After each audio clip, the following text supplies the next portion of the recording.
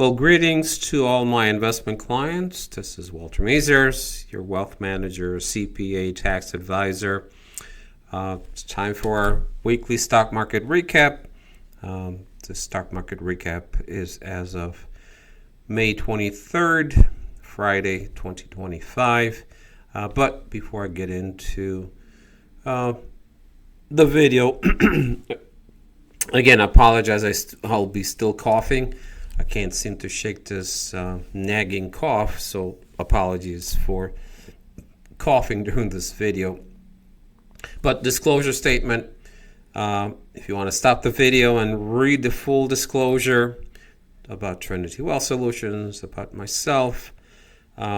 Also, I would encourage my existing clients or anybody else who's watching who is not a client to go to find out more about Trinity Wealth Solutions, my background. Go to brokercheck.finra.org, and there's full disclosure, great detail from regulators that would show my background, Trinity Wealth Solutions. So again, I would encourage you to go there. As usual, just keep in mind that this video or these videos that I do weekly are exclusively for my investment clients. Anyone else watching, this is not investment advice. Please do not take this as investment advice or solicitation to buy or sell any securities. So now that we got that out of the way, let's go back to kind of the market. Well, before I do that, let me just go into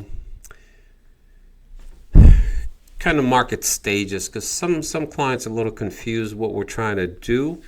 Because it says, well, Walter, you sound like you're sometimes bullish short term, but then you're sounding very negative. So yes, short term, we are still trying to capture the upside of the stock market. And if we look at these stages, remember there's 4 stages. I'm not going to go into detail. I already went over those stages, but our belief is we are in stage 3, which is topping, which is a very volatile stage and tough to figure out which direction the market is going to go. As you can see, it can pop, then it go down, and then go back up. It's kind of doesn't really know which direction it wants to go. You could still have, 3, 4, 5, even 10% pop, as we saw a week ago, and then it started to trend down. So bottom line is short term. When I say short term, let me define short term. It can be 1 month to 3-4 months. We can be somewhat, I wouldn't say bullish, but trending up, involved in the market or allocating more money to the market, because short term momentum right now is still kind of trending up. But longer term, we're bearish. Again, this is not my opinion. This is research we get from technical analysis that's saying long term, the probability, and this is all, there's no certainties, they're just probabilities. Long term, the probability of the market eventually having a huge reset is getting higher and higher. So short term, we're trying to capture this, because you could have momentum up, a bounce, significant bounce in the short term, again, 1 to 3, 4, even 5, 6 months uptrend. So we're just trying to capture, but we're very, very risk averse. So we don't want to capture this. So short term, there is still some momentum to the upside, but long term, we're bearish. So hopefully that clarifies our strategy, short term and long term. So let's go back to the stock market indices. So if we're looking at Whoops, sorry about that. Hit the wrong button. So again, remember what we're always comparing. You're going to see this every week because I'm just comparing major indices or ETFs, SPY, S&P 500, gold, separate asset class, QQQ, technology, TLT, bonds, long duration bonds. And I'm comparing these asset classes. How are they doing short term and longer term? So for Friday, May 23rd, the markets were down. Why? Very simple. There was an announcement by Trump that negotiations are not going as planned with the European Union. So he's saying, hey, we're gonna increase our tariffs to European Union as of June 1st. It would increase to 50%. What's the purpose? They want to bring the European Union to the negotiating table. Right now, negotiations are going slow, and they're really not progressing as fast as the Trump administration would want them to be further ahead of trying to negotiating a deal. So the stock market is really news driven right now, and that's not a good sign. When markets react so abruptly to news and positive news, last week there was a huge upside to the stock market because there was an announcement, a pause with tariffs with China, and a 3-month pause to negotiate a deal. So if there's good news on deals, new deals that are going to be announced, tariff deals with other countries, the market's going to like that. If there's negative news, the market is going to really, as we saw this Friday, is going to react negative. So news-driven up or down to the market is kind of misleading. You can't trust it. So because you're not really looking at the fundamentals, it's very emotional, very news-driven, and that's not helpful to kind of try to figure out, hey, which direction the market is going to go. So if we're looking at 5 days, again, the indices, you can see the trend short term is kind of trending down. Where in 5 days we're down 2.4% on the S&P, QQQ about 2.1, and gold did very well. And bonds were kind of also in negative territory. If we look for 1 month, we can kind of see, starting early part of May. Now we got back in, I think, May 8th to the market, so we caught this trend up, but now it's kind of trending down. We don't know if it's going to continue to trend down. Tough to predict. If we look at 3 months, again, the markets, there's no definite trend. 6 months, there was corrections, and still the market's trying to find a trend line to the upside. If we look at year to date,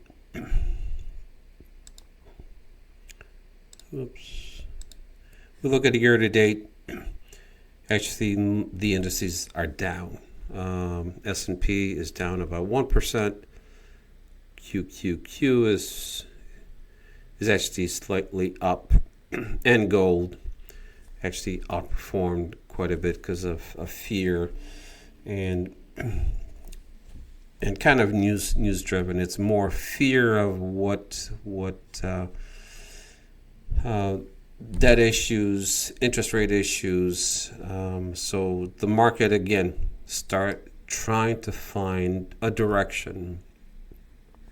So if we look at 1 year, it's definitely for 1 year there was no definite trend. I mean, there was a trend down here to the downside, then it recovered, but it's still trying to find a direction. If we look at 5 years, definitely starting 2023, the trend was up. So, and this is what we're looking for. When I say long term, we need to see this trend, consistent trend up. Yeah, that doesn't mean to go straight up, but a momentum to the upside. And if we look at the entire, all the information, we can definitely see, this is 2009, that there was a huge bull market, then a pullback in 2020, COVID, and then it recovered pretty quick. Another pullback in 2022, and then upward trend, and now the market is trying to find a direction. Now, in hindsight, it's very easy to say, well, we should have, bought the dip right here, and because look what happened, it went up. But at some point, this has been a very long bull market since really 2009 with some corrections, but it's been trending up. So a lot of people think, well, it's just going to continue to trend up higher and higher and higher. Well,